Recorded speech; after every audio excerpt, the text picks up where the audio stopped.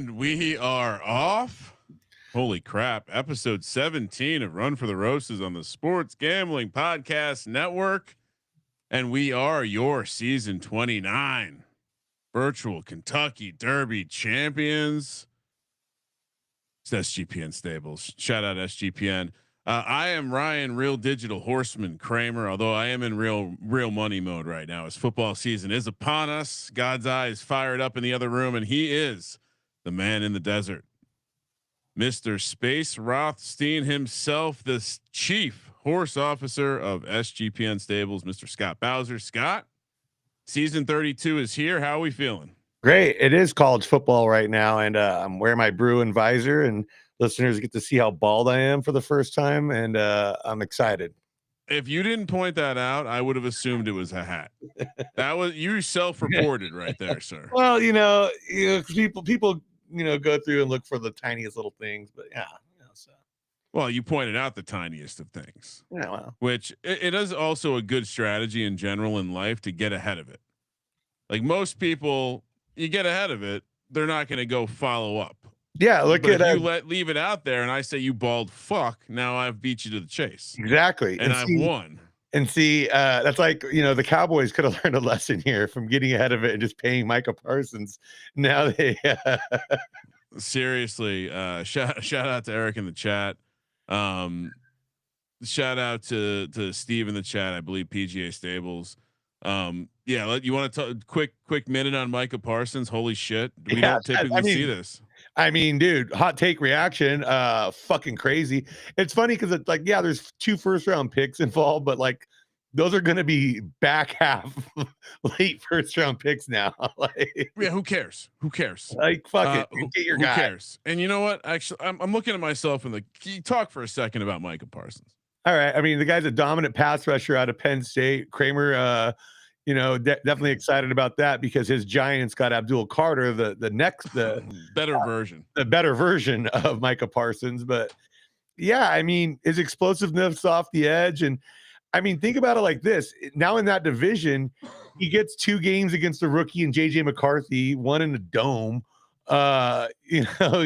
Caleb Williams is a deer in the headlights against a good pass rush. He's going to get 2 shots against him. So I mean, division wise, it's a great ad for the Packers. I mean, can't hate on that. All right. I just wanted to get my sometimes when I'm feeling down, I get my Giants starter jacket to feel a little sexier. I got one of those old school starter Steelers parkas somewhere that I need to bust out. So yeah, I mean, Micah Parsons trade crazy, hilarious and crazy. I don't know if you saw Jerry Jones recently took to the Twitter streets. Oh God! To which, by the way, actually, first I forgot we're a visual show. Hold on, I got some stuff to show everyone. First things first. This was gonna be what we talked about first, but oh my goodness, I need a drink. This this just makes me laugh. I was here for that. I was there for that. Like, this was at where were we? The Palazzo? That's the Palazzo or the Wynn, and yeah, just 2 sad Cowboy fans. It looks like there was a wedding involved. This just kind of captures the current moment. And yeah, I don't know. I mean, just kind of a crazy trade. You don't typically see that. You don't typically see great players change teams. Doesn't matter how many picks they got. And Jerry just recently said, we could get Pro Bowl players with those picks. And so it seems like he half gets the game. I mean, man, it's just so funny, dude. Oh yeah. Venetian. It was the Venetian. Yeah. Cause yeah. No, I remember we were all watching at the sports book there. There was like a Cowboys Bears Sunday night game, I believe, in week 1 of that season. And we all took the Bears money line and were ecstatic that we had cashed like a plus 240 or plus 280 or something like that. Yeah. Very fun. Very fun. Oh man. But we could talk about this all day. Let's talk about the ponies. Yeah, and I actually let me pull it back up. Yeah, I figured the best way to get started, and I would say normally I would say loaded show right now. That might be a lie, but I think it's a very interesting show. Right, it's a typical week 1 show. We have Later in the show, we'll talk new foals. We'll obviously talk breeding with Bowser, the chief pimp. And we had been teasing this breeding pair we had put together last season. I think we first teased it when we were doing our blood sport. What's it called again? Blood package. The blood packages. That sounds even worse somehow. Blood pack. Yeah, no, I meant blood pack. Blood package, dude. That sounds like a sausage you eat in London. I was thinking it sounds more like the absolute destroyer porn star when he's on. Oh yeah, getting after it. Now he's got a blood package after he tore somebody up.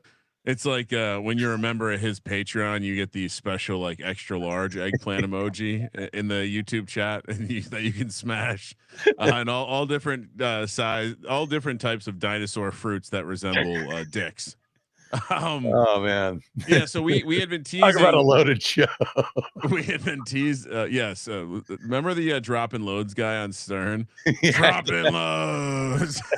He was a porn star with a catchphrase, which is one of the funniest things.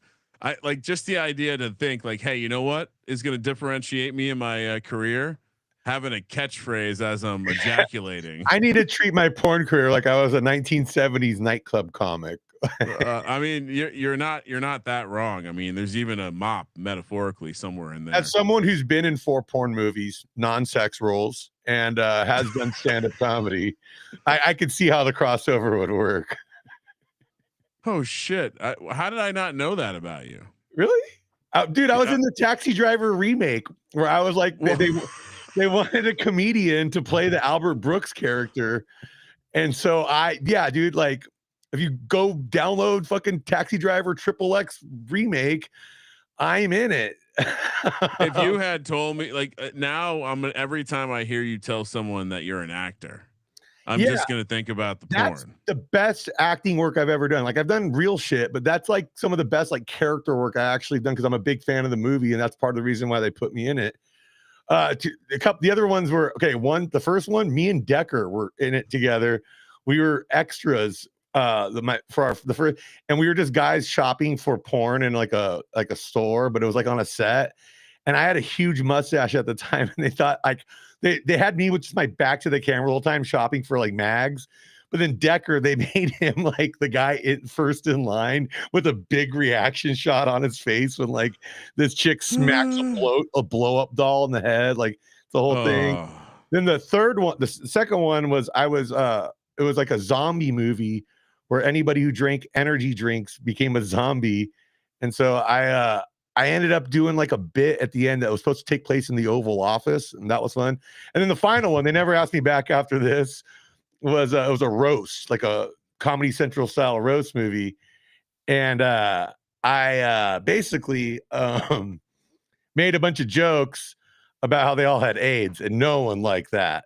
And then that got him hot for the they were kind of upset about that. But then like 5 minutes before we started shooting, they're like, hey, can you write jokes for all of us too? I'm like, well, it takes longer than 5 minutes to do this, but let's see what I can do.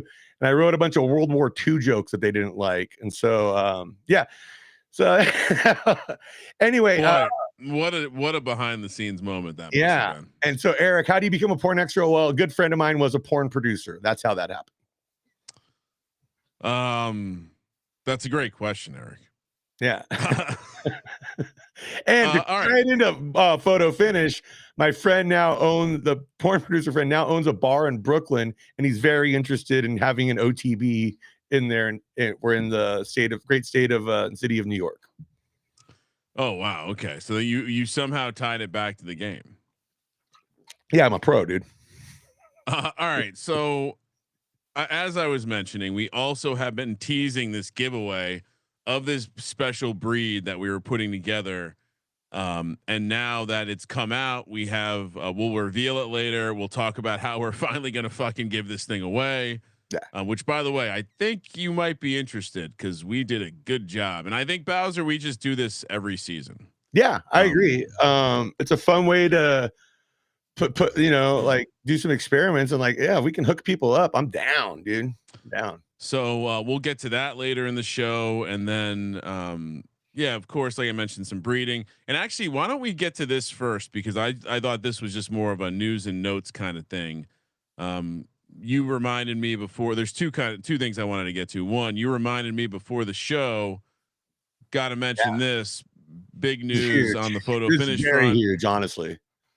Yeah, being an official launch partner of Solana Mobile, that obviously, it's self-explanatory why this is a great thing, but just everything to kind of create more and more validity to the game is only going to help. I've seen some people throwing some shade to the usage in the game recently. Now, what I would say from context perspective, and I don't know if the data backs this up, but as someone who started playing the game spring of 2024, we definitely saw a summer lull in terms of usage, and then that kind of ramped up as football season comes back, and I think we're seeing the data I mean, match this that. game really pairs perfect with football because when you're sitting there on the weekends watching games all day, you got your snack spread, you're hanging out, you're going to be on your phone firing bets and stuff anyway. Might as well be checking out your aces and whatnot. I mean, Yeah, agreed. And shout out Japan. It is dab time. hell yeah. I Steve left my giving us an pen in the update. other room.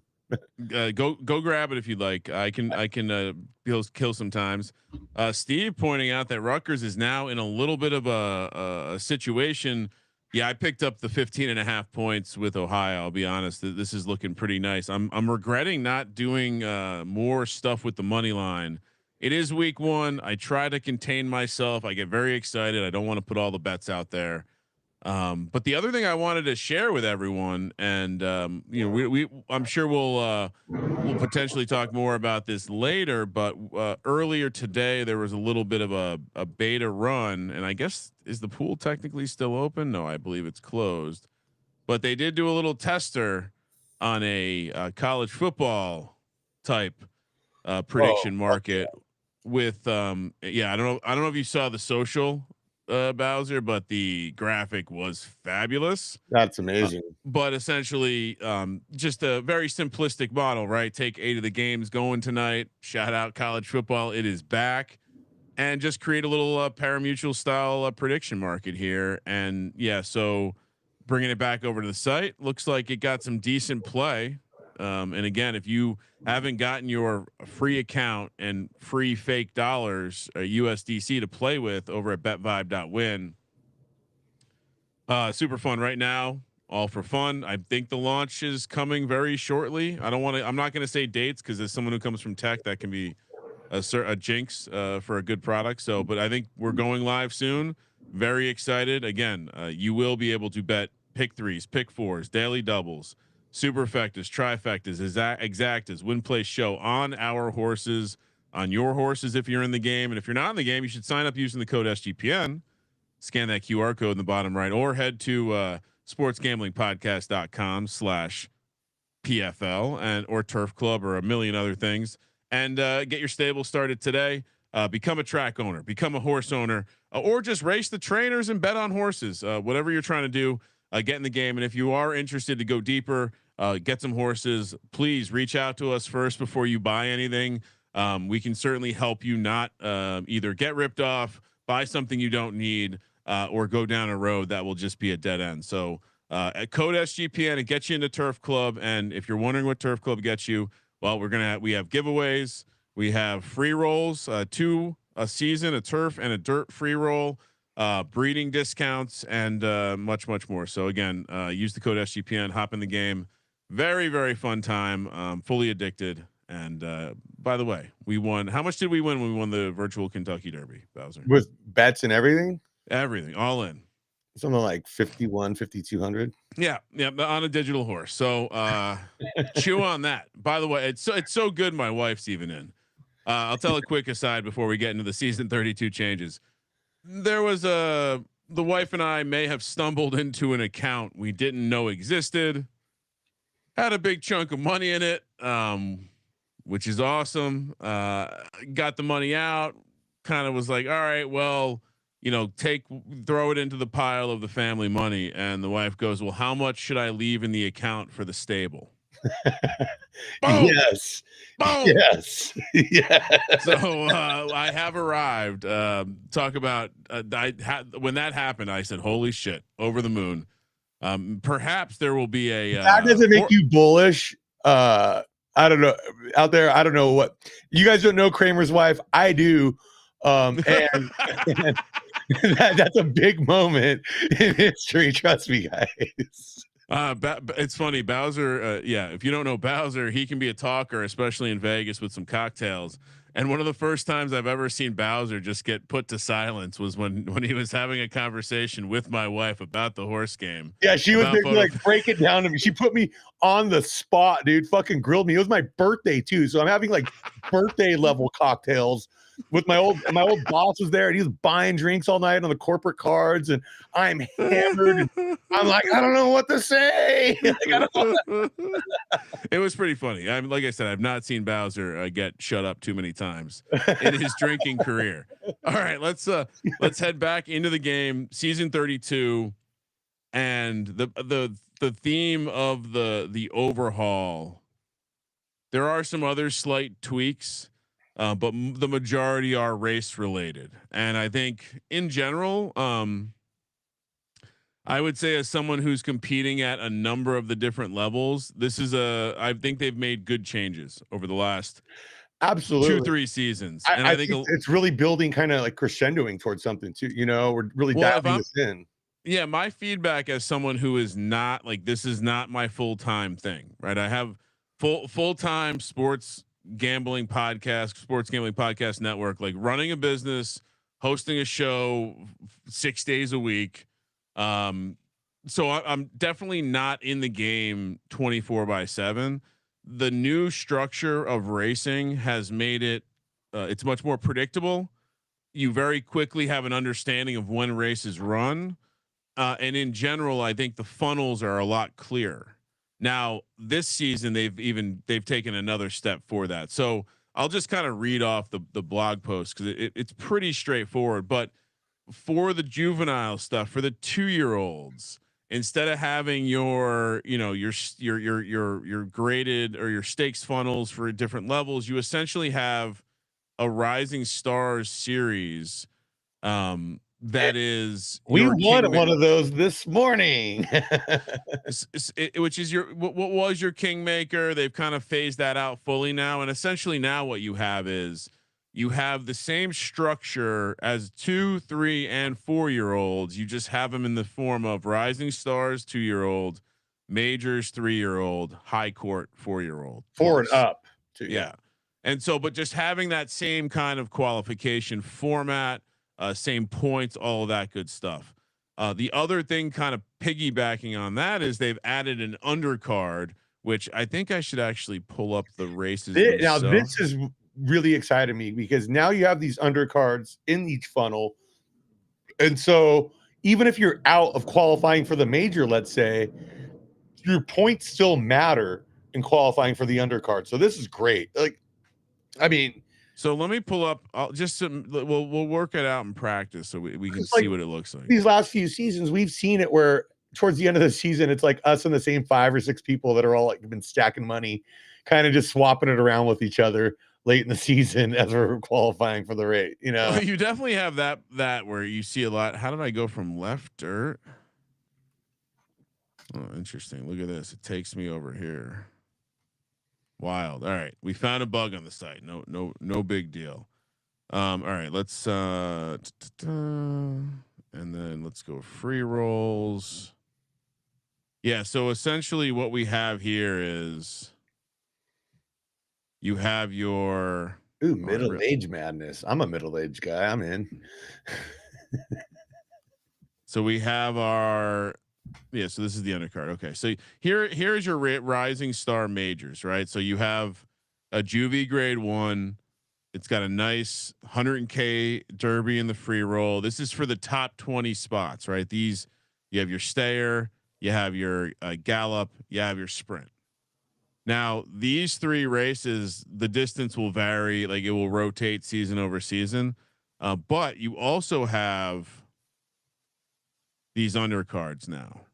So the major was 12, the undercard's 10, 9, 7, 6, 4. So you'll have some, the same rotation will happen here, but you'll notice that the prize is only 2K crown. Now, what this is basically if you've qualified in theory 21 through 40, you now have a place to run. Which what does this do, Bowser? Well, I think what we've seen is once you're kind of out of the mix, you stop running. You stop trying to qualify because you're not going to get there. Now we've opened up the door. I mean, this probably keeps a couple dozen extra horses in each funnel active. Oh yeah, for sure. Playing towards this free roll. And I'll tell you this, I would say even more than that. Think about it like the analogy to college football. Think about how opening up the playoffs made more games matter late last season. And so there's going to be that many more bubble horses going in for these undercards. And I'll say this, okay, if we have a horse that we're not too high on that's qualifying for, let's say, the Twin Spires Gallop, or like for the Rising Stars like Stayer, let's say, do we go, you know what? I don't know how much of a chance he's going to have here. Maybe we should run it, even though because he's definitely qualified for the undercard and chase the crown. I feel like that's an interesting delay. Like, because if it's like, or maybe it's a weather preference thing, Yeah, I don't know. I mean, we'll see. I think it will be pretty evident. We'll just take the biggest. We'll take the biggest piece we can. Yeah. Now I think in general, these undercards apply to everything we would call majors. So you'll see the same thing with the Derby, right? So the Derby now has the Churchill Chase, 5.33K in crown in the pot. The Gallop has the Gallop has the Julep Jump. Maybe I don't know. Wow, they have a lot. Cumberland Run.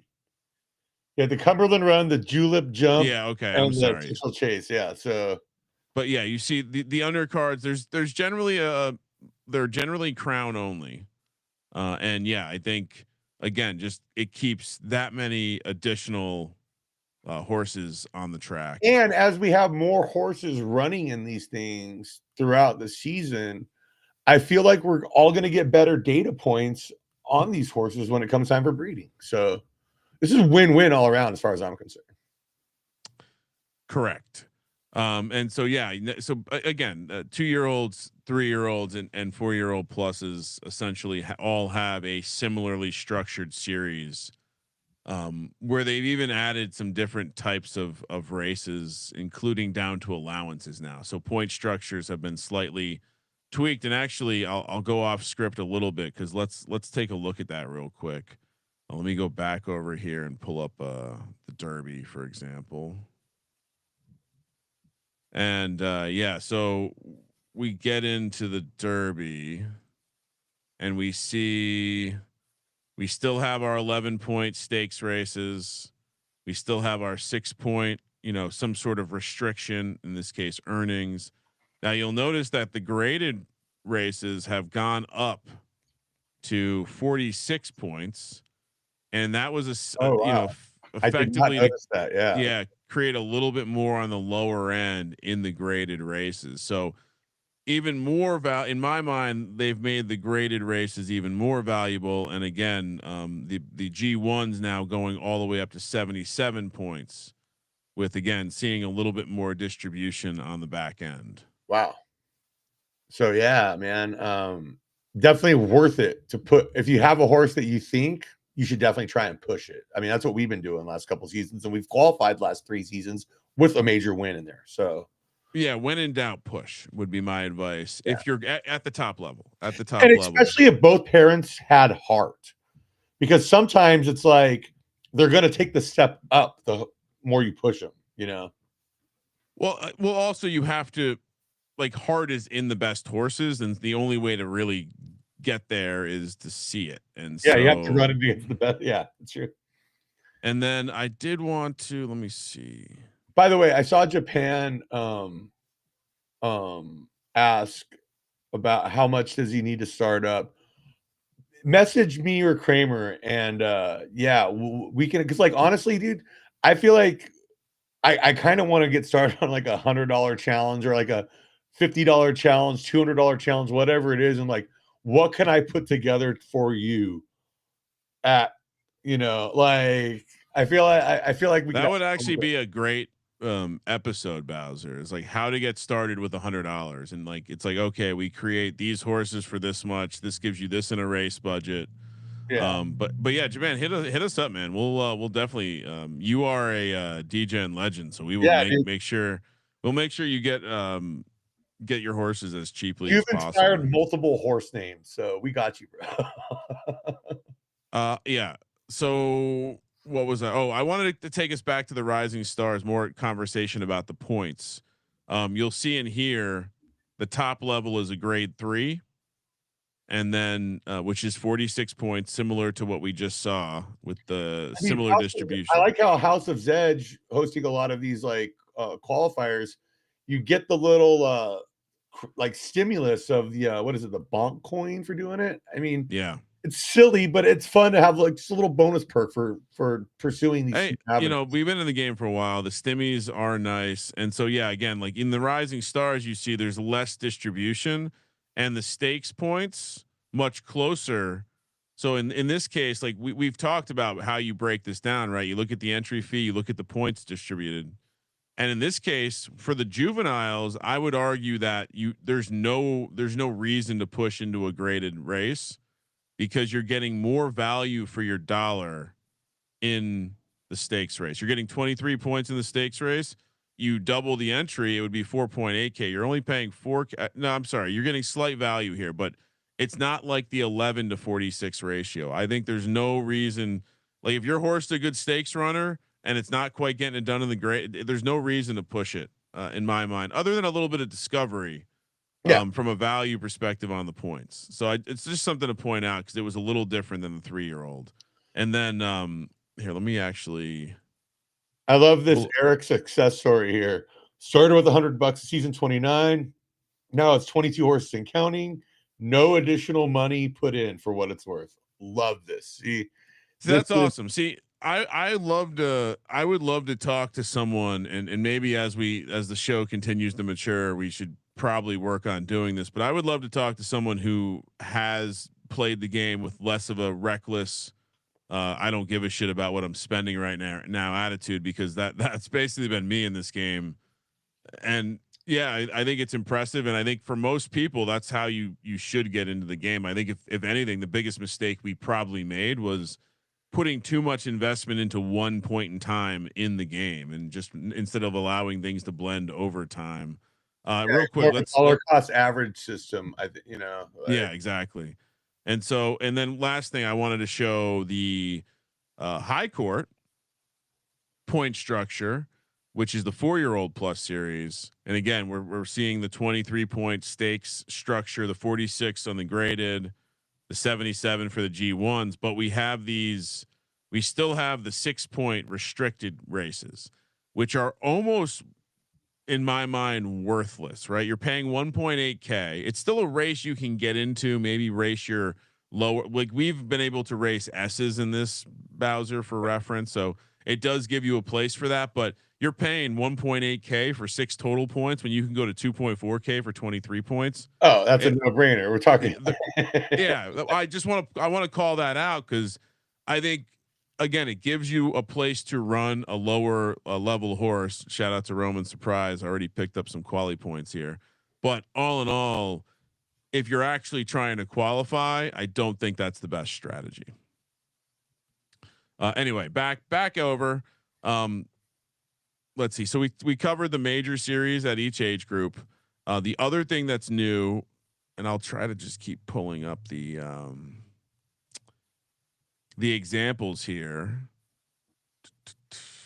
Yeah, here we go. So now what we have is for low stuff. This is very exciting because pretty sure this exists at the 2-year-old and 3-year-old plus levels. Yes, it does. It is the low stakes showdown. Again, notice there's an undercard, Bowser, Oh yeah, love where that. you have 333 crown on the line, and then you have the showdown, which is the majors, 24K on the line, and what you'll see is it's for everybody, kind of. And so when we pull up the qualifying races, it's like all your types of races for lower stuff. Is it an S Max stakes race? Okay, there's 19 points for that. Is it a restricted allowance or restricted stakes for non-winners of 2? But look it's got weight. It's a stakes race with weight, 6 points on the line, right? You have the 11-point low end stakes races that we're used to. With and this gets really interesting because we know the pricing on these lower end horses, and we know how well S minus horses do in these allowance races. So, well, yeah, the difference though, Bowser, is that what we've included these weight adjusted stakes races that go S plus all the way down to A. We've also included just flat stakes races for S's. We've included the lower stakes races. We've even included allowances. That's awesome. With weight restrictions, just a lower caliber of a race. So now what has this done? Well, all of these lower races that we were running, all these different types, they're all qualifying for points now. They're all putting you into a funnel running for the same thing. It's not, there's an allowance leaderboard. There's this or that. It's creating different point structures. So definitely do the research, look around. Like, again, here, like, so if I'm running a low end horse, I'm running everything in these S Max Juvie stakes that cost 600, get me 11 points versus these allowances, or even these restricted stakes that are 400 Derby only getting 6 points. And this is a great thing too with the S plus Max, where if you have a horse that you thought was going to be competing for majors or closer to that, the higher levels, and it's not performing, you still have a place for it to go. I like how it fixed the allowance problem of like the allowances were kind of this weird race that you had that leaderboard, but it was all based on wins. A lot of S pluses that we have been benching, we might now run in these. 100%. Next up, we have claimers, which, and again, if I didn't mention it, the low stake stuff, there's a major and a free and an undercard. Again, everything has like this double tier. So you have essentially 40 qualifying spots for every type of race, and every type of race generally has a sprint, a gallop, and a stay or distance. So that's what 60. That's 120 horses per like type of funnel, which is pretty awesome per archetype. Next up, this was, I think, cleaning up some various more expensive claimer races they had that weren't being used very often. As I told you, Bowser, this is going to be our first season where I'm really going to try to get into the claimers a bit more. So I'll report back at the end of the season there. Beautiful. Yeah, this was the premier event split across different days. I didn't actually see what the big difference here was. Let me pull up the beautiful calendar over on. If you're not familiar, you go to the homepage. There is a season calendar button, brings up this beautiful season calendar, allows you to download it with a CSV. Oftentimes you can peek ahead to next year. And look at, they got us on there.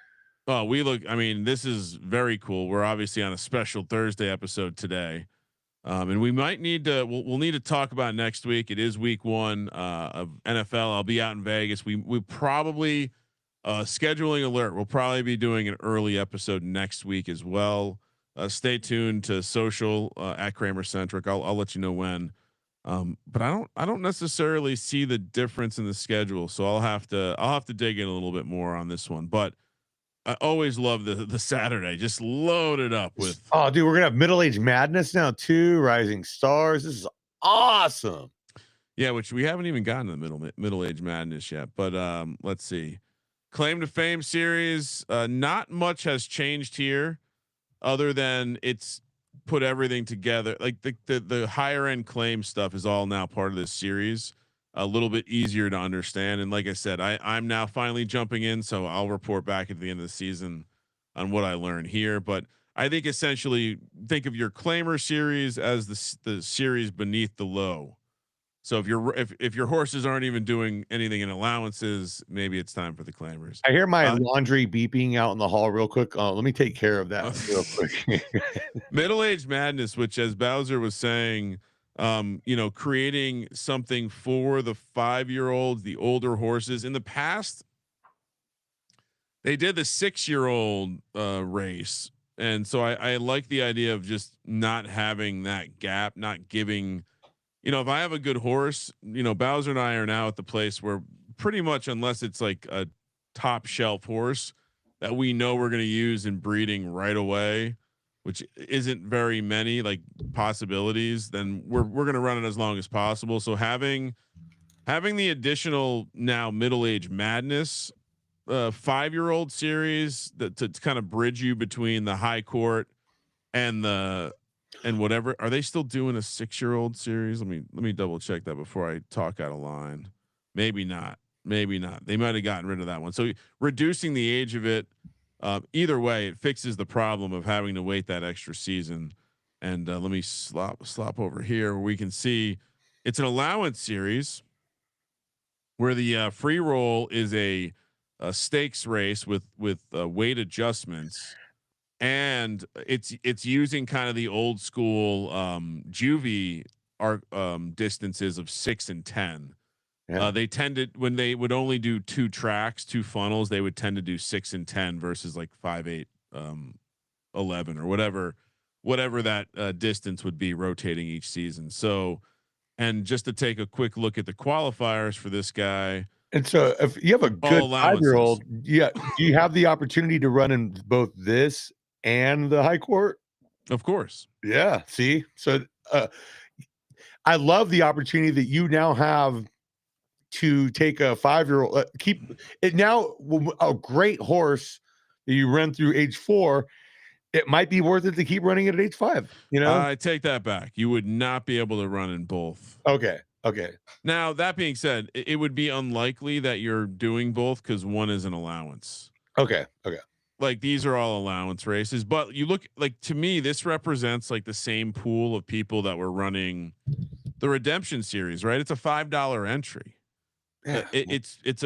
And what they've done by funneling everything into allowances is every grade is the same.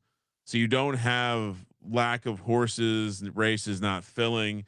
You're putting them all into the same bucket. So whether it's an A or an S plus, now, candidly, I've not seen A plus horses have a ton of success in these formats. I think the window is probably at this point S minus to S plus. Yeah, and now that it has SS minus available for these, like, yeah, you're probably looking at that S minus to S plus range. Certainly going to be a great place for S minuses and S's. I think for us, some of our S minuses and S's will probably make it into here, as there's no reason to rush retiring those horses anymore. Yeah. And so we're going to have a lot more on track horses as we go. Yeah. So very cool. Again, more funnels, more easy to understand funnels. Now this was fun, Bowser, because when we have a good horse, we're going to get some more big buy-in races at the end of the season. You know, that's how we have that gap between the final qualifier on the Monday, which I think there's some changes to that, but there was a gap basically of like 4 days where the best horses in the game are probably not racing, which missed opportunity, right? Let's run some more money through the tracks. And I mean, certainly we've had horses we would run in races like this if we had the opportunity. Yeah. So he's ready to kick, would have, Tamale Lady would have, Mona Lisa Smile would have, absolutely. And actually, let's only minus 110. I mean, yeah. Let's see what we're dealing with here. Yeah, and all those I listed, only one was a male. The rest were fillies. So I think that's part of the reason why we're getting better. Possibly.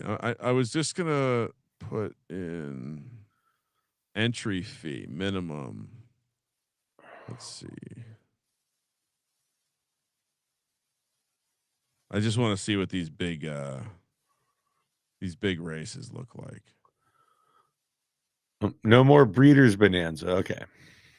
They got rid of the Breeders' Bonanza, but I think that might have been mostly related to the fact that the Kingmaker Yeah. Like that was a paid race anyway. So, but yeah, I think that was maybe more related to the Kingmaker going away Yeah. than anything. And that was kind of a niche thing too. I am a PFL socialist. I believe everyone should have an opportunity at every level of the game at some point. Like we don't need to be elitists here, even though come knock us off the perch, baby. All right, so I'm looking at the end of the season. Let's see. It looks like they just added some additional All right. G1 races, which I'm not showing you, but here we go. So yeah, dude. I mean, and you know what? It seems to me early on here, I noticed we have a lot. Even there's always a lot of races filling early in the season. A lot of races that we've had fill like much early, like where I'm like looking at them in the field, and I'm like, wait, this doesn't run for like 19 hours or so, like Yeah, for sure. And actually, that's a great point because that's the next thing that's pretty awesome. Is like I didn't take advantage, but the maidens opened very early. So 120 hours in advance. So that's 5 days. Yeah, normally, yeah. The I want to say that the normal time was like 3 days historically, or maybe only about 2. that lull right there in that last major week. Now, like that Wednesday, Thursday, Friday, if we don't have a lot going on there, or it's just free rolls that we've already kind of, that's a great time to dive in and let's try and figure out these distances a little earlier. No, we should get ahead of it because you're right. There's not like by that part in the season, we're not racing a ton of horses probably. And yeah, that's something I think we plan on. Like we plan on taking advantage of next season. I think we should definitely, yeah. All right, what do they get rid of? The benchmark series.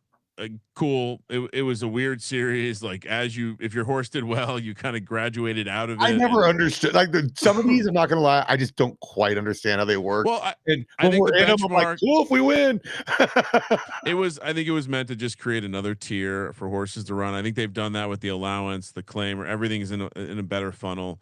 No longer are they going to be using the 1.5 pound allowances, which I think this is part of the problem. So we'll see how now that they've done the 2 pound allowance system across everything. We'll see if that helps. Yeah, I think that's gonna be a little better.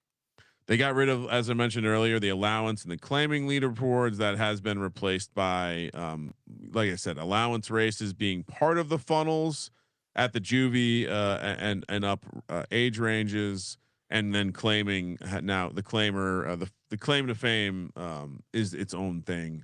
I guess the people that get screwed here are the lower end claimers. The people that were racking up wins at the lower end claimers, they're not going to be on the leaderboard. Let's see what else. We kind of talked about how they got rid of the higher end claiming races for some of the stuff, and no more breeding bonanza, which probably good for us. We got cooked in that every year. Yeah, we did every season, and we like it was always like we even put a good horse in there, but we just didn't know the distance yet on it or whatever. Like, yeah, you're kind of taking a beating there, so I'm okay with that. Yeah, majors. I believe actually wasn't it last season where I was like, hey, should we even be doing that? I know we call you did. You're like, what's the point of doing it? It's prestigious. That's what we're doing. Yeah. For. They've moved some of the stuff around. It seems as though, and I haven't actually verified this, but let me just double check it. But like, okay, so the G1s are now on Fridays. And the final Monday. So we still have that final Monday, which is dope. I like that. Although it seems like there are more of them. So let me reread. Oh man. Dude, you're gonna be majors are gonna be happening while you're doing the VSiN show, probably. Oh my god, I can't wait. I can't handle that. I can't handle that. All the majors on Friday. Wait, is that in the schedule? This like season? I mean, we would be doing the 8 o'clock ones usually, or 8. Hold on, let me see this. Is that true? I did not. Okay, I'm just, strike that from the record, Your Honor. Let's keep going. Yeah, we'll have to sort that out later. We're gonna skip over to here. Let's see. Yeah, like I said, that once we got down here, the biggest thing, some of the biggest notes down here, like I said, the 5-day open for the maidens, huge. I didn't notice the distance weather variance difference this season, if I'm being honest. Um, the low stake stuff, we kind of covered it already. But the one little caveat they buried down here is that the S breeding price minimum is going to drop to 2,000. And so, Oh man. yeah, we're So, going to be, well, that teases the giveaway thing because you know what I'm saying? yeah. So we'll be dropping all of our S studs to 2K. So now we can effectively breed in-house, something with an S for 1,000. We have some very strong S's in there that I think well, I don't want to spoil it. We'll get yeah. So I mean, that's $12.50 for reference, on the internal breed. and I think 25. that's the sweet spot for this allowance series and our SGPN free rolls. So I mean, that becomes a very good little way to chisel some stuff out here. Yeah, and like we said, the allowance are all up in this. Claim to fame, already touched on this, but essentially new funnel, middle age madness, the 5-year-old funnel. It's a 610 dual funnel with allowances, and then just the normal. As you can see, they kind of lay out what the final and undercard are going to look like for the various series. I think the real key thing here is the payouts too. Where the Rising Stars Majors High Court Classic are keeping the traditional major payout structures, but the undercards now have the new hybrid model. Maidens keep the spread model. I know people were complaining about the spread model before, but it's something. Hey, you got to give these guys a chance to try stuff out here, and let's see how things actually work. We can talk about stuff in a conference call all day, but you got to actually play stuff out and see how the community responds and see how stuff works.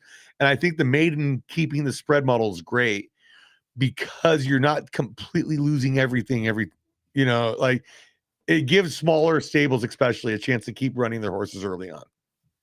And so, if you're not familiar, essentially the higher level the races, the more concentrated the payout is. And so as when we're racing our best horses, what are we typically dealing with? A top 4, top 5 getting paid. Yeah. When we're talking about maidens, basically everyone's getting paid. And why do you do that? Well, one, you're not going to make or break on your horse breaking a maiden. 2, you are going to get broken if your horse can't cash, can't get a top 4, top 5 in 4 or 5 maidens. So I agree.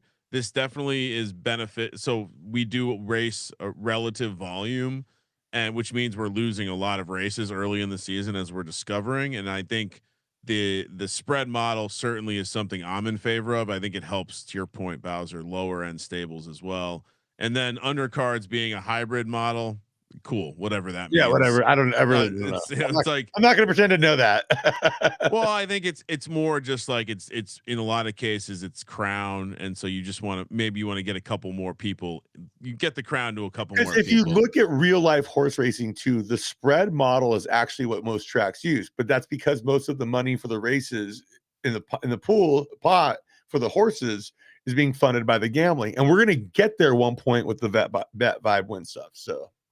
And you know what? Let's just show you what it looks like. So, Derby's probably. I mean, Derby's not the one, but yeah, well, no, it is a good example because look, top 5. Essentially, this is juice. This is not normal, but like, essentially, you're looking at a top 5 structure here, right? And if we go to the undercard for the same event, the Cumberland Run,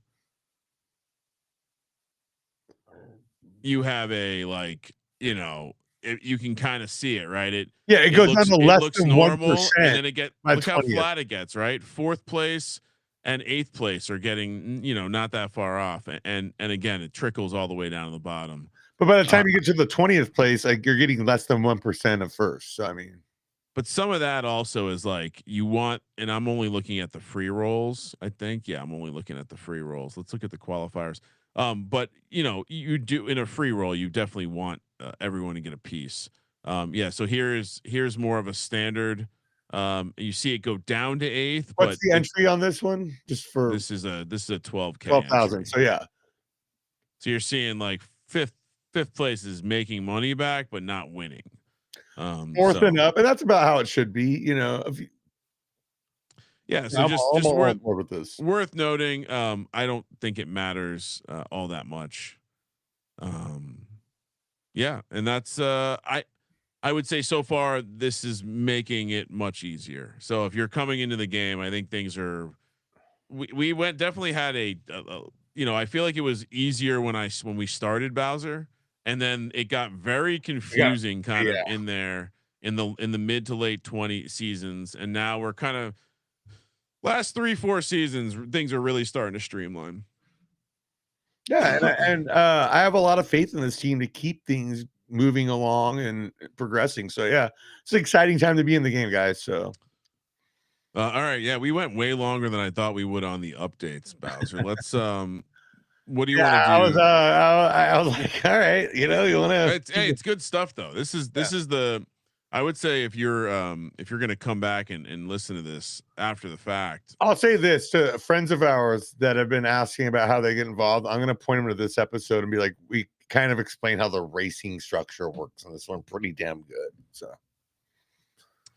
all right. So next up, you want to talk about some Foals?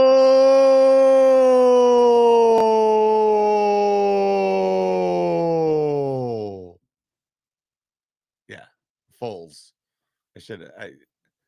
Let's go with Nick Foals for 500. Alex, all right. Exciting stuff for us here on this new full day because we only had 2 SS minus going into this and we doubled ours. Got 2 more. And if you look, they both have a pretty good star profiles for the SS minus range. And I mean, Kramer, I want us to start getting more stud covers sold. I want us to sell more horses. And the best way to do that is have SS minuses with stars. And now we have that. And the beauty is we got the female on the LDS side, which there aren't really many great mares on that side. So if she comes out good, oh, baby. And here I'll pull up just our lot of you want to just take a look at these beautiful horses now, here. Also for the Commandant has started off pretty hot here in his first couple races. Yeah, so not to show off everything, but our first SS minus, Generalissimo, great name. Stars suck. We were somewhat okay with this reveal. Yeah. The bloodline coming from one of our street meet. The thing I love about this is it's an S mom and S plus dad that created the SS minus. So I think there's something in this bloodline. We just need to get more stars into it. The grade logos are not loading well today, but all right. So, and as you mentioned, Commandant, 3 races, 2 wins, fingers crossed. Good preferences. But here. yeah, we had him at the wrong distance. First race, second race, won his maiden. Next race came out and won a Rising Stars right away for a decent payout too. So I mean, excited for this guy, definitely.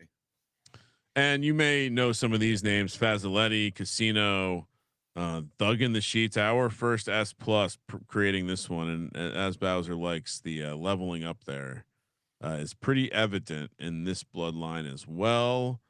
Yep. And then yeah, going back to our new ones. So to your point, Eric, we get another LDF. Yeah, we get another LDF colt, which we would love a female, but we get. For our LDS stable, for the soft side of our dirt stable, Bowser, this was a huge moment getting the filly here with good stars. And honestly, with SS minuses right now, I just want one no matter what. Obviously, want to get the females that we can pound up even higher, but these males are really going to, like Generalissimo, we're going to be using heavy this season and breeding, even with his low stars, because we have some very good high star matches for him. And and this now, like even a horse like him, like something like that we would want to do this with on the market, we're now cutting that cost in half because he's in there at minimum. So yeah, and again, these are just to quickly show you the bloodline here, because some of these we definitely got some impressive rolls. This comes the from a star night. roll on this one was very impressive. A Night in Paris, who is comes from Hilton Showroom, Randy Marsh, and then on the other side, it was Mafia Tonight. So Mafia definitely Night, and then Night. Sorry, it's not Mafia Tonight is sounds like a great it's a nice like little show. one-off club where like hey, Thursdays is disco, Fridays Mafia Tonight, and Saturdays Latin night, This one we used the Absolute Horsepower stud with Paulo Reveal, who is a child of D-Gens only. Again, kind of great horse. That horse has children. Those horses have children. We've seen a number of our original like champions produce. Behind her with Boston Glaze, who's a grandson yeah. of Casino through Boston Casino. Paulo Revere. She said the British are coming, and they came all up inside of her. Well done. Created this SS minus for us. You don't have to explain the joke. Yeah, okay. That was a good joke. All right. So other than the SS minuses, which very exciting, we got our first LDS Philly SS minus. We got another. There's a S plus I really want to highlight here that I'm so fucking stoked on, and it is that one. So why do you want to highlight this one, Bowser? Because LTF didn't necessarily exist in the original Gen Zeros. It was a game glitch or whatever, but there are Gen Zeros in RTF, RTS, so on. But LTF for left turf, LTS were the only Gen Zeros. So left turf firms. So real quick, just so everyone understands that there are 8 archetypes, right? You have right and left, you have dirt and turf. So you have right turf, left turf, right dirt, left turf, and then you have soft and firm for each. So 8 total. When the game was created, what Bowser's saying is the Gen Zeros, there were none in LTF. The other 7 had horses. LTF was empty. Continue. So the only way to create LTF horses that I had thought of up until now was like you kind of had to do a blend of LDF, LTS, RTF to kind of balance out the stars to get there. But what we got here was actually using 2 LTS horses that had low stars. But when you look at breed reports, there's always like a weird range of outcomes in the stars. Well, we caught one here because if you look, Bend in the Air, the stud is 1.5 soft, and then our backdoor cover, our mare here, if you scroll down, is a 1/2 star. And so that range of outcomes wildly, we didn't have to compromise the left and turf stars to get to the LTF side. So now people that have put so much more work into us to get there with the good stars, we can now piggyback off that with like kind of a random outlier. And here's the we would have noticed it in the in the 1,000 simulation breed report, but somehow this was in the cards. Now my first thought was, oh, there has to be firm in the background. There has to be someone in this lineage that had, and then I mean I didn't go back past this part, like visually just looking at it. Yeah, because I'm not going to click on every great. Well, these are all Gen Zero, so I'd only have to look here. But the point is, and I'll as we're talking about it, I'm going to do it just to see, because I bet you we find no firm at all. No firm at all. What is the learning point for that? What do we take from that? Well, what do you take from that? To me, because like I did find like that RTF horse that we joke about that I claimed. I found it. Oh, there's an LDF Lucy. Oh, Lucy Juice at that too.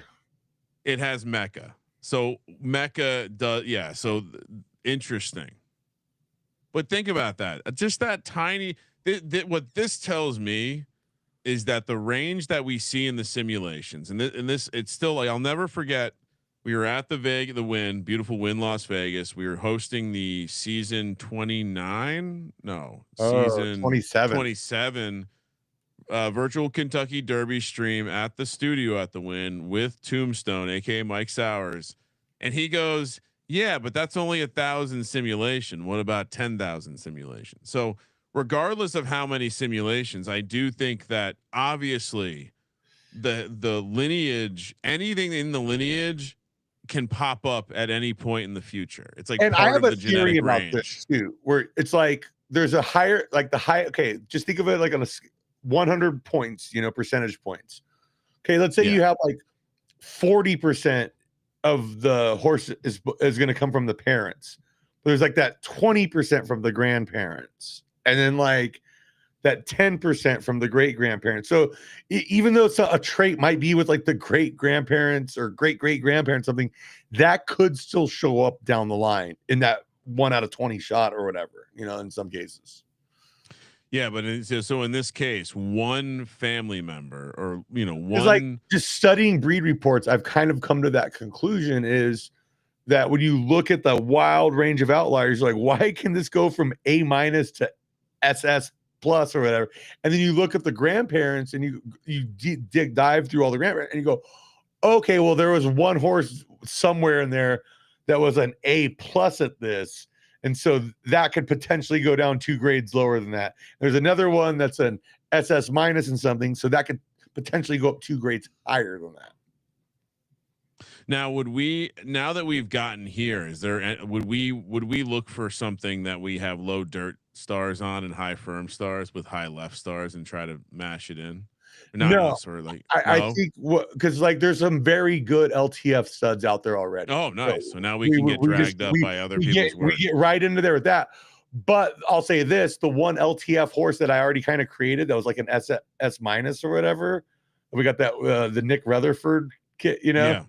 that I did with that RTF claimer because I was trying to see if we could just actually do that. I basically was like, I'm going to pick up an RTF claimer for this LTS horse because the stars were interesting aligned. And I was like, let's just see if I can make an LTF horse trying to in one breed. And I did. But yeah, now this horse gets interesting for me because like, obviously it's a male. So if this was a female, God, I would love it because then we could breed that up to whatever sons we get off this one, but we now kind of have some sort of pipeline with this. So definitely start playing with it and start expanding the side because like, dude, half the races are still in like that firm zone. So the more we can play to that side, the more of an edge we can have.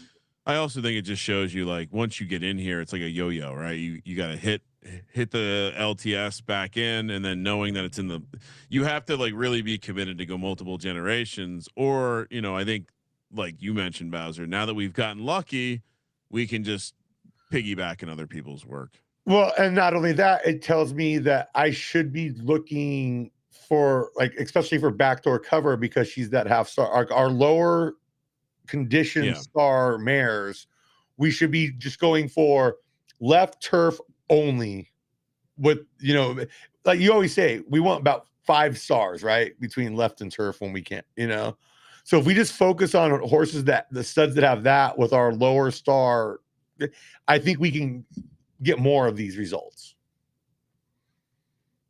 Yeah, that was a super fun one. Anything else pop out to you? Let's talk about the one that we got for the giveaway. So if you remember, we decided I was commissioned. I was challenged to find a good match for a stud we had. Yeah, so I was gonna say let's just start there because I'll start with the stud. I'm bringing it up on another window. You should see it right now. So this was the stud. It is a pretty nice looking S. Had decent success. The reason we liked it was the bloodline.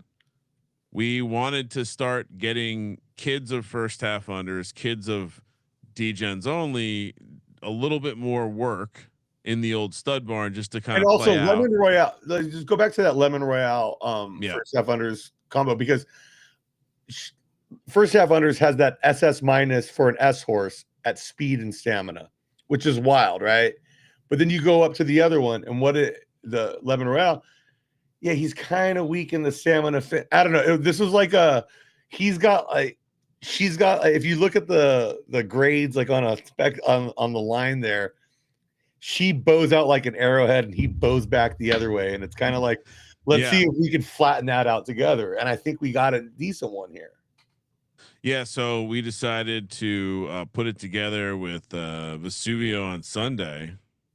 Yeah, which show you the two. So there's the dad, of course, Mr. Congeniality, and here's the mom, which nice SS start, by the way.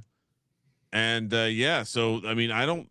Well, I and can't part tell. of the reason why I did this because she was an extreme down roll. Look, we did an SS minus to an S plus, and we got an S out of that. It shows you the range of outcomes you can have. Like, look, we got the SS minus out of an S and an S plus. Yeah. But we've also got an S out of an SS minus. Well, not only that, but it's like the entire grandparents are S pluses too. Like this is a fairly strong bloodline. Surprising this horse was so bad, and I think oftentimes we expect them to be good racers when they're down rollers, but yeah, this one not always. Yeah. And I feel like in more cases we're finding that they're good breeders because again you have access to all this genetic information from the grandparents and beyond where you see a lot of good traits. And so in that, you know what, let's bring up the breed report for this too to see if we can figure out why do we think this rolled up, or maybe this wasn't even a roll up. Well, I can kind of tell you because he was, I think we got a decent finish roll and because that had the widest range of outcomes there, right? And his finish was kind of weak. I think this is not has heart and temper. This isn't an S plus. You look at this is not an S plus. No, but this got like the speed, stamina, and finish, that little combo right there that we always love, especially for Derby contenders. I think it all ticked up kind of together, you know, like use that as a slider, slide that up more towards where the start and heart are supposed to be. And I think it might even have a good temper roll up, to be honest with you. I think that Mr. Congeniality being a +1 good stars. This horse has SS minus traits somewhere. I'll say that. Yeah, 100%. I'll bring it. And if I bring back up the family tree, just if you just kind of look throughout the history of like these, whether it's S horses having S plus horses having SS minus, you see a lot of relatively elite traits in the bloodline that it would have access to. And so SS heart, I mean SS minus finish, SS start. Probably has very strong heart. Start, I mean. Because I mean, look at the S mom still got the SS start roll, you know. But even now, like we've seen enough where like it's less about what the parents look like and how many of these good traits exist in the past. So that because what that informs me is if I go back over to the breed report, what that informs me is like that's what these ceilings represent, right? Yeah. Okay, we know like. It looks like the ceiling for stamina is SS minus, but I saw a lot of SS minus in this horse's past. You know, I think heart was one of those where a lot of the family members had relative up rolls in heart. So the idea that this went up, and in general, we've seen this too, right? Like with these types of breeds, wouldn't be surprised if it's a little bit of a high variance. So not necessarily thinking that maybe speed went up, but you know, maybe we did hit start and heart with a little stamina up roll there. So yeah. So I think it's NFL week 1 next week. We have a hell of a season on deck here. We're still making the contest a reply with your bet vibe bet. But I see where this is going. I see where this is going. I kind of just like, I think we'll do a bet vibe contest in the future. I kind of want to just put like reply with your favorite play from NFL week 1. And if you win, if the thing wins, we'll spin a wheel. Give this horse. Yeah, then you go onto the wheel and then we'll spin it. I love that. And again, this is the horse we're giving away. You're going to make the spreadsheet keeping track of everybody's picks, right? Yeah, it'll just be a thread on Twitter. This will be easy. Yeah, just reply with your pick. One pick for NFL Week 1. One pick for NFL. It could be the Brazil game Friday night. Could be here's what I'll say. Michael Parsons less Dallas against the Eagles on the opening Thursday night game. I mean, what a way to fumble the bag. It's unbelievable. I still can't believe that he's not in the division. Yeah. And again, this is a beautiful gray horse. So I will. It's an amazing coat. Like, go back and I mean, the report. Yeah, it's, I'm sorry. I'm looking at it myself. Oh yeah. Look at this guy. So we will, and again, I would say this is a pretty good bloodline. We will be. I'll post something. Just go through. Look at, you got Girl Scout Cookies, who was one of my favorite Gen Zero S- horses that produced Lemon Royale. Combat Ready was a solid Gen 1.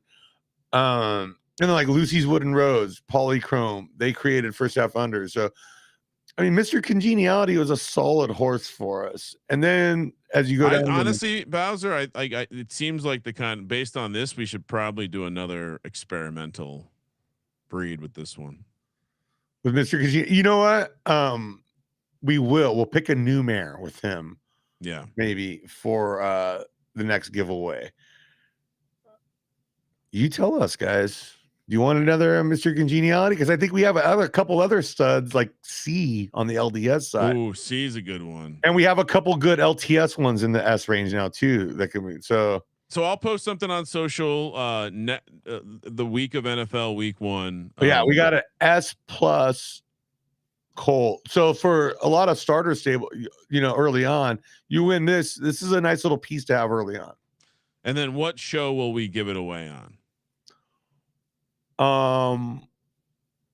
Let's give it away, dude. Let's do the wheel spin on the Derby lead up show the week. Oh, okay, yeah, perfect. Week 3 show. That way we'll let people enter it a couple weeks in a row. So yeah. Perfect. All right. Yeah, actually, that's a good point. I almost want to let's bring up C real quick. Did we? I think because we made some. No, because that week 3 show will be the week right after the week 1 game. So we'll have like the Monday night game. It'll be perfect. You're right. I was in the future. Time traveler over here. I was in fucking Cannon. Fucking. By the way, I forget what college football team is, but they got a guy. There's a running back out there named Emmett Brown, and how is his nickname not Doc Brown? And his catchphrase should be 1.21 gigawatts. Okay. Yeah, to your point on C, we've done 2 with C, and one of them turned into an S+. So yeah, with good with 7.5 stars, dude. Female. So bam, with Hilton Showroom. Hilton Showroom. Hilton Showroom produced a Night in Paris, who just produced an SS-. So we know this line is creating some stuff. Yeah, absolutely. And you know what? It's funny. Now I see that Fremont Street is on that list. That was one I was debating on whether or not we should breed. And I was like, but now I think we definitely should. Now, it's like it's access to what's in the lineage that's good. Where are these great SS- traits coming from? And I think these Gen Zero horses had like a concentrated range of outcomes in their DNA, if that makes any sense. Well, let's look at this one, right? Like, because this is where we started getting the variance conversation going. Yeah. What about this background? Again, right? Not seeing. What about that? PB and Pills, Grez suggests that we're going to see SS- speed, SS- heart. Now, granted, we had up heart, we had way down heart. We had even heart, we had down heart, we had even heart. So like the same with speed, right? Not a ton of up speed except for Loggerhead and Grez. So it's just wild to me that like, where does this come from? Where do babies come from, Bowser? The stork drops them off. Yeah, exactly. All right. Where do babies come from? Somebody else's divorce. Yeah. Where do babies come from? I don't know. My sock, my dirty sock. Yeah. Well, I think that probably they don't work after they get in the sock. Where do babies come from? Chinese black market. I can keep going off on these. Let's see which who are we looking at right here? So it's Grez and PB and Pills showroom. This Yeah, is like one of the earlier Gen 2s we kind of created with our program experimenting. And it's funny because we were talking about this a couple of weeks ago, and the experimental programs kind of work. Like, it's weird how it's paying off random dividends with these Gen 1s and Gen 2s that we've created. So, well, our theory was it created more variance, and we were kind of right. Yeah. And so again, this breed report, I mean, in a lot of ways, early on, this is what we were looking for. High variance on everything. And you know, what did we get out of it? Again, we hit the low end on some of it with an A+. You hit the low end on, hey, I don't mind hitting the low end on start, stamina, or temper, because you can always like there's places for these places to run. Yeah. God, people like my fucking material over here. Well, that's all that matters. All that matters. All right, Bowser, why don't we save more breeding talk for next week? Absolutely, because that's our big breed show with the Turf Classic. And so, yeah. I just wanted to highlight one thing real quick on breeding because it opens up on Monday. One of our favorite studs from a few months ago, Cat's Pajamas, that we did pay a $32K cover on, is now in there at minimum. So, guys, if you're looking to hit it a little bit, maybe I definitely have one, and there's like multiple ones I could do it with, but I'm trying to only hit studs once in a season from the outside and get as much. What are we talking about? Variance. So if I'm gonna go outside for 7, 10, a dozen, let's just say SS minus studs, well then let's get fucking 12 different ones, you know, because then we have more opportunity for variance possibly, I think. So, I did want to surprise you. What's that? Well, I wanted to surprise you with a retirement. Oh, you want to retire? Local hustler. Oh, this was a horse that I just wanted to check. It was like a fringe competitor. I think we should drop this into that 4-year-old allowance series and 5-year-old allowance series. It's not. Yeah. The reason I wanted it, the reason I thought it might be interesting is because it's like exactly what we were just talking about. Casino thugging the sheets down to Jerry McGee. And then also we've seen Lucky Dog has been the grandparent for a lot of good horses. This is not a fun surprise for me because we'll see on the review, but I basically had the top. I've spent like 9-10 hours after work each night this week. Yeah, so we just add one to it. One extra one. But the way I have it ranked in order by, we're not going to undo any of your work, Bowser. We're not undoing any of the work. We're just maybe adding something. But thrown into the fire this season. Maybe, yeah. I'm not running this anymore though. So let's retire it. But it does have potential for LDS because it's 0-star firm. Yeah. And it comes from Lucky Dog, who again we know has Oh yeah, we're Bowser. You might want to use this one, Bowser. You might want to use this one. Holy shit! Well, what's fun about this is with that 0, like we're going for the 4.5. So, wow, +3. Wow. Whoa. Yeah.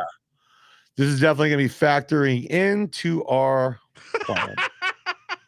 The life and times of Scott Bowser. Dude, I could bet it quicker than Colby on stuff. Trust me, bro. Wow, this was shocking. Yeah, no, we're gonna do a special one with this because I almost want to do this with like fucking he's ready to gig if it's eligible.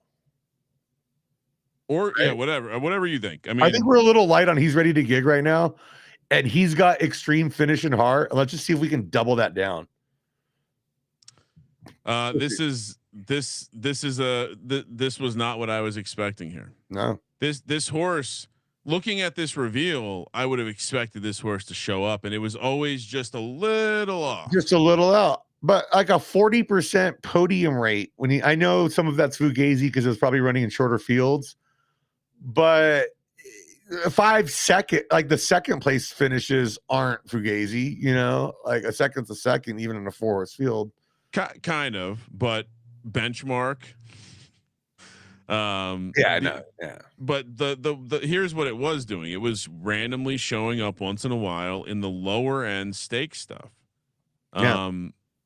And yeah, maybe I should have at some point gambled and pushed it, but I think this is a preference thing on this one. I think if we can really, I think he's ready to get, might be the guy to hammer preferences. Go to the bloodline on this one. Just no, and that's again the bloodline is what made me think you'd be interested in it. Yeah, no, go and to go down to the other side again. I just want to make sure he's ready. Funny enough, it has Mecca in there. Just like yeah. It's funny that he could potentially be producing good stuff because with this one, look, it's a right dirt soft horse. It's a left. Here's the thing: is this horse right here will produce LDS and LDF horses for us on the high end. Okay, and so that's always a good mare to have. But what gets interesting with it is now we'll have Mecca and like our LTF. Or LTS. well, to your point, it has like it's not just a little bit of soft in its background. No, but I feel like at a certain point in this game, the great horses are gonna have a little bit of like they'll have a great turf horse somewhere in their back, a great, like. But these bloodlines are like just having the moms like so the Jerry dad is McGee soft. like Jerry McGee, that's one of my favorite S horses we produce because if you look at it on a subgrade level, this horse should have been an S plus. I don't know how this was. Why is the temper weighing it down that much? But with the 8 stars, it's like fuck yeah all day, baby. Yeah, this was a +4. That has only produced S pluses for us. So an Italian American seems like there might be something there. I don't know. Well, actually, British Invasion just oh no, it was 8th place. Never mind. It's still a nice little 80, but he did get points in the under 20K earnings one. So yeah. If we have a back-to-back 80s, if we have a horse make it in the this will be one of them. So again, we like Jerry McGee, we like Lucky Dog. That's why I thought you might enjoy that surprise. And oh my God. This was almost as good as winning. He's ready to gig. He's got casino though, right? I do not think that he's compatible. I mean, honestly, this is one that I'd almost tell you, let's go outside the stable. Yeah, I think so. This is an amazing profile. Let's go get a winner. Let's go get a winner. We'll talk off camera about this. I like this. Oh, I like this. All right. So great episode.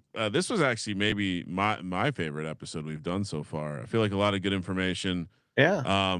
Yeah, I'm blown away by this reveal. I can't wait. It's amazing. Yeah. Like, is this our best? Is this maybe our best mare now? Right now, no. By stats only, it's hard by subgrades only, probably. Yeah, but Jesus. but keep in mind there's a spectrum on S plus, so like all 4 of those S pluses could be running lower, But we got the finish in the heart that you want, SS finish. For sure, dude, and fucking A. And it's got temper. And that's important, I feel, when we get to this. It has nothing less than an S plus. It's like, I've not seen a profile like this where you don't have a weakness. All right, let's go. All right. Great show. Happy college football week 1 to everyone that celebrates. If you want more sports gambling podcast or sports gambling content, check out the Sports Gambling Podcast. You're watching our YouTube channel. Bruins. I'm on Utah this week. Sorry, Bowser. I know. I do love you're gonna eat shit because you said he's gonna win this game outright. I'm telling you, this is a classic game when everyone's counting them out home at the Rose Bowl in a weird 8 p.m. kickoff. Oh, dude, this is right up their alley. We will be back next week. I think we'll probably end up doing the show much earlier on Friday or on Thursday. So stay tuned. I'll put an announcement. I'll also post at Kramer Centric. Yeah, but give us your guys week 1 NFL picks on his thread. Yeah, I'm going to post it. Bowser will share it. We'll share it from the stable feed. Get your week 1 picks in for a chance to win. Let me pull it back up so we can go out on it. I keep forgetting what was the name of Mr. Congenial. It's Vesuvio. Mom. A couple extra clicks, but we got there. So we'll be giving away this one. So favorite pick for week 1. That's a badass looking horse. If you get this stud, if you're a person out there with a bunch of S minus and S horses that you've been doing on the cheap, get this stud in there and get that awesome coat going through your stable. It is like that. We've seen some gray horses before, Bowser, but this one has like a blacker sheen to it that looks very, very cool. It's fucking badass. So yeah, at Kramer Centric, I'll get that posted at some point towards the end of Labor Day weekend. So get in on that. And yeah, like I said, stay tuned for the schedule next week. So we might have to move the Turf Classic. We'll see. My thought right now is I'm going to have Bryce push it back to week 3. Just so it sounds good, because we do that in the giveaway. We'll do them. We'll combine those. Yeah, exactly. And yeah, again, if you're interested to get in the game, start racing horses, be a track owner, breed horses, bet on the horses, use the code SGPN to get in the game, and you're part of Turf Club. We will have the Turf Club Turf Classic week 3, most likely. The Dirt Classic will be on Derby Day. And yeah, that's all I got. Bowser, great job. Enjoy college football this weekend. And excited to talk breeding next week. I think we'll just do a full episode on breeding. You've been putting a lot of work into it. I'm sure we want to highlight some of our favorite studs. And I just think it's one of the more interesting things in the game in terms of just kind of working through and what also, it means. like, when you see our results from this last season and these last couple of seasons, like, I'm clearly dialing some shit in here. So and there's nothing better than Bowser whipping his dick out and showing you how big it is. So with that, great show. 9.5. We are SGPN Stables. We won the virtual Kentucky Derby in season 29. You can too. Hop in the game, join the game, bet, vibe, win, photo finish live. Shout out the third time. And yeah, great job, Bowser. Win some bets this weekend. And yeah, you know what? I'm going to finish the show like this. Let's race some horses. Oh, I love that. We finally figured it out.